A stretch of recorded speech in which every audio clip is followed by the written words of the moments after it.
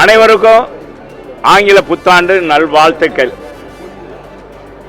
உலக மக்களுக்கும் ஊடக பெருமக்களுக்கும் முதல்கண் வணக்கம்.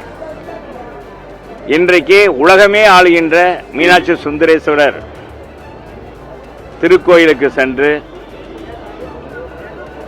குடும்பஸ்தாரோடும் கழக குடும்பஸ்தாரோடும் சென்று மாண்புமிகு முதலமைச்சர்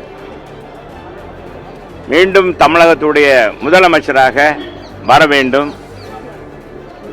அங்கே கன்னி மீனாட்சி சுந்தரேஸ்வரர் அருள் புரிய வேண்டும்.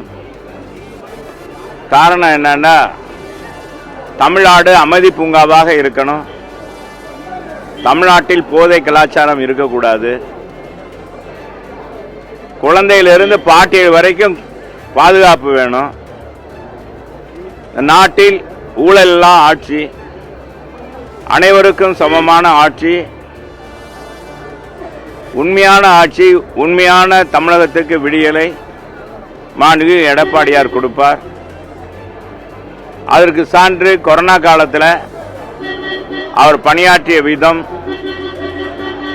அரசு அதிகாரிகளை அமைச்சர்களை கையாண்ட விதம், அது மட்டுமல்ல இடர்பாடு காலங்களில் தமிழகத்தில் புயல் வறட்சி எது வந்தாலும் மக்களுக்கு துணையாக இருந்து ஒரு சாமானியனாக நம்மளை போன்ற ஒரு குடும்பத்தில் பிறந்து ஏழை எளிய மக்களுடைய கஷ்ட நஷ்டங்களை தெரிந்ததனால் நல்லாட்சியை 4 ஆண்டுகள் 3 மாதம் கொடுத்தார். புரட்சித் தலைவர் அம்மா, புரட்சித் தலைவர் மனித புனிதர் புரட்சித் தலைவர் கொடுத்ததை போல் மக்களுக்கான ஆட்சியை கொடுத்தார்.